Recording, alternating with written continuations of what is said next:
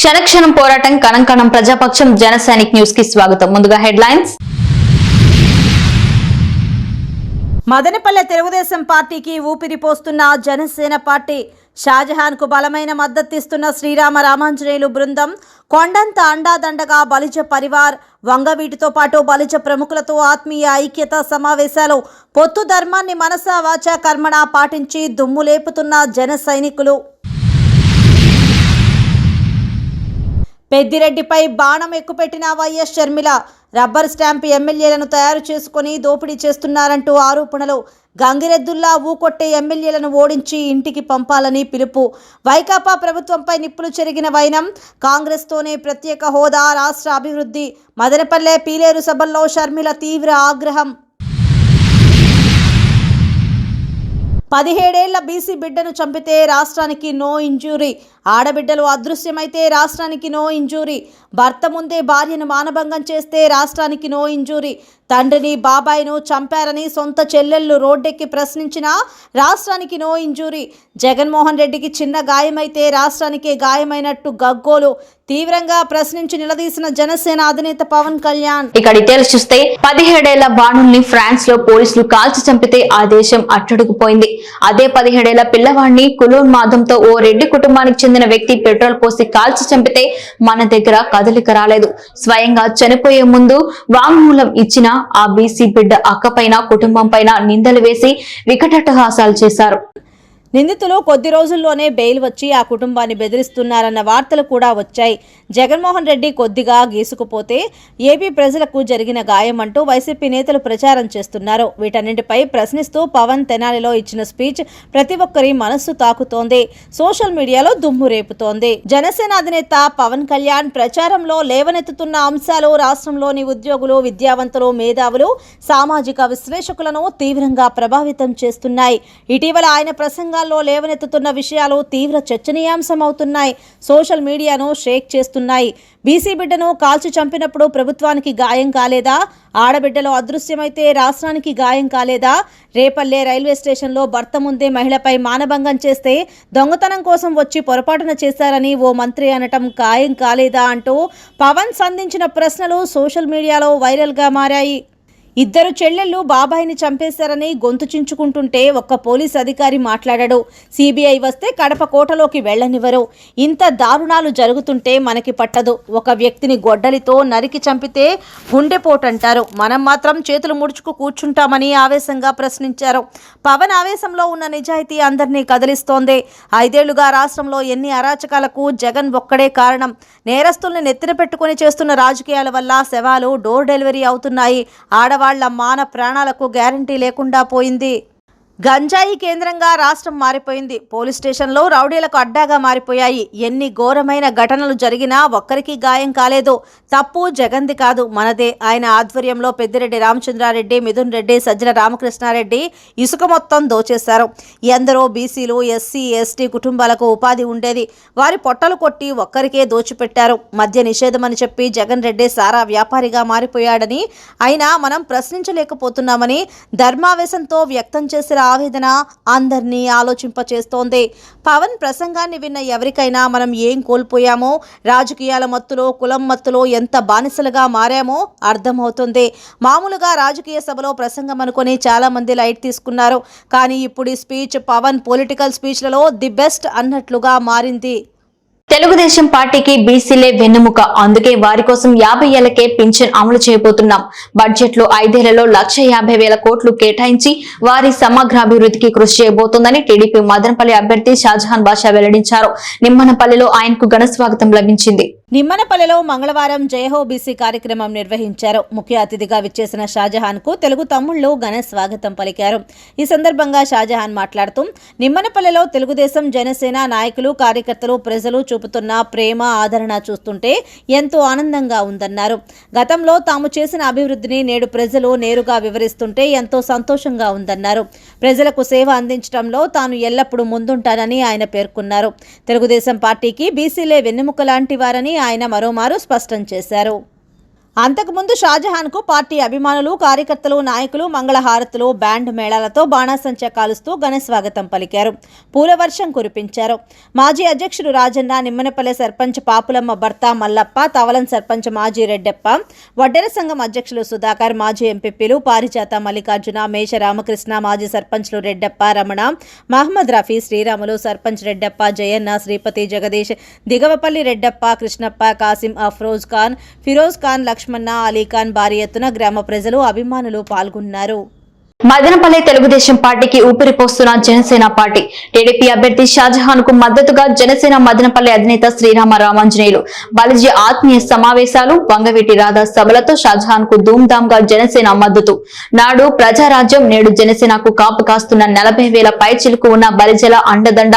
TDP అభ్యర్థి షాజహాన్ కు కొండంత అండదండ అంటూ జోరుగా సాగుతున్న చర్చ.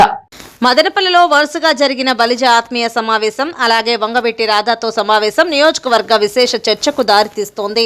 టీడీపీ, జనసేన, బీజేపీ సంకీర్ణంకు మద్దతుగా జరిగిన ఈ 2 సమావేశాలు సంకీర్ణం ఉమ్మడి అభ్యర్థులు నల్లారి కిరణ్ కుమార్ రెడ్డి, షాజహాన్ బాషా ఎన్నికల విజయానికి నాందిగా రాజకీయ విశ్లేషకులు ఇక్కడ పేర్కొంటూ ఉండడం గమనార్హం. షాజహాన్ మదనపల్లె టీడీపీ అభ్యర్థిత్వం పైన పెదవి విరచి అసమ్మతి పాటను పాడుతున్న మదనపల్లె జనసేన నేత రామదాస్ చౌదరిని పక్కన పెట్టి పొత్తు ధర్మాన్ని మనస వాచా పాటిస్తూ జనసేన మదనపల్లె అధినేత శ్రీరామ రామాంజనేయులు ముందుకు దూసుకు వెళ్తూ ఉన్నారు. నియోజకవర్గంలోని అత్యంత బలమైన బలిజ సామాజిక వర్గానికి చెందిన శ్రీరామ రామాంజనేయులపై ఉభయ సభలు దిగ్విజయంగా నిర్వహించారు. జనసేన ఏర్పడ్డాక మదనపల్లెలో తోక తెగిన గాలిపటంలాగా మారిన మదనపల్లె తెలుగుదేశం పార్టీకి ఆక్సిజన్ పోశారు శ్రీరామ రామాంజనేయులు. మదనపల్లె నియోజకవర్గంలో గతంలో ప్రజారాజ్యం, ఇప్పుడు జనసేనను ఎంతగానో అభిమానించే 40,000 పైచిలుకు ఉన్న బలిజ సామాజిక వర్గం ఓటర్లను చాలా మటుకు టీడీపీ అభ్యర్థి షాజహాన్ కు మద్దతుగా నిలపడంలో జనసేన మదనపల్లె అధినేత శ్రీరామ రామాంజనేయులు కృతకృత్యులు అయ్యారని రాజకీయ విశ్లేషకుల అంచనా. తనదైన శైలిలో టీడీపీ అభ్యర్థి షాజహాన్ బడుగు బలహీన వర్గాల్లో దూసుకుపోతున్న నేపథ్యంలో బలిజ ఆత్మీయ అండదండ షాజహాన్ కు నిస్సందేహంగా కొండంత అండే అని, ఎన్నికలలో విజయ డంక ఆయనకే అంటూ పేరు వ్యక్తపరచడానికి ఇష్టపడని మదనపల్లె సంచలన మాజీ జర్నలిస్ట్ ఒకరు మన జనసైనిక్ న్యూస్ ఛానల్ కు సెలవిచ్చారు. పేలేరు మదనపల్లిలో మొత్తం హవా అంతా పెద్దిరెడ్డిదేనట. ఇక్కడ ఎమ్మెల్యేలుగా గెలుపొందిన వారు రబ్బర్ స్టాంపులకు మాత్రమే పనికొస్తారట. పెద్దిరెడ్డిదే ఇక్కడ రాజ్యమంట. పెద్దిరెడ్డి ఏం చెప్తే అదే జరుగుతుందట.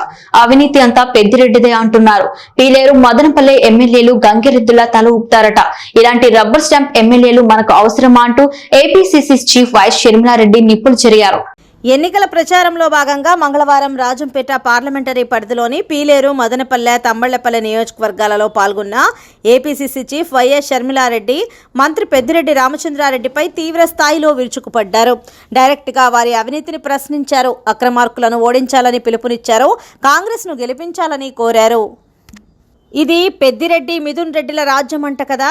రాష్ట్రాన్ని 10 ఏళ్లుగా బాబు, జగన్లు మోసం చేశారు. ప్రత్యేక హోదా రాష్ట్రానికి సంజీవని లాంటిది. హోదా వచ్చి ఉంటే రాష్ట్రంలో వేల సంఖ్యలో పరిశ్రమలు వచ్చేవి. వైకాపా ఎంపీలు రాజీనామా చేస్తే ఎందుకు రాదో చూద్దామన్నాడు జగన్. మరి ఎందుకు చేయలేదు? రాష్ట్రానికి కనీసం రాజధాని కూడా లేదు. మన చేతిలో చిప్ప పెట్టాడు. యువతకు ఉద్యోగాల మాటే లేదు. అభివృద్ధి గుండు సున్నా. జగన్ పాలనలో అన్ని వర్గాలను మోసం చేశారు. వైఎస్ఆర్ హయాంలో రైతే రాజు. జగన్ పాలనలో అప్పులేని రైతు లేడు. వైఎస్ఆర్ హయాంలో రేషన్ షాపుల్లో 11 రకాల వస్తువులు ఇచ్చేవారు. ఇప్పుడు బియ్యం తప్ప అన్నీ బంద్. రాష్ట్రంలో అన్ని వస్తువుల ధరలు పెంచారు. ఒక చేత్తో ఇచ్చి ఒక చేత్తో గుంజుకుంటున్నారు. మట్టి చెంబు ఇచ్చి వెండి చెంబు గుంజుకుంటున్నారు. జగన్ మేనిఫెస్టోలో ఇచ్చిన వాగ్దానాలు ఎక్కడ? మద్య నిషేధం అన్న సర్కార్ మద్యం అమ్ముతోంది. ఇదేనా మద్య నిషేధం? ప్రజల ప్రాణాలు తీయడమా మద్య నిషేధం? రాష్ట్రమంతా మాఫియా మాయ. Land mafia, sand mafia, mine mafia, హత్య రాజకీయాలు, గూండా రాజకీయాలు. అభివృద్ధిని పక్కన పెట్టి బీజేపీకి బానిసగా మారారు. రాష్ట్రాన్ని మోసం చేసిన బీజేపీ దగ్గర మోకరిల్లారు. టీడీపీకి ఓటు వేసినా బీజేపీకి ఓటు వేసినట్లే, వైసీపీకి వేసినా బీజేపీకి వేసినట్లే.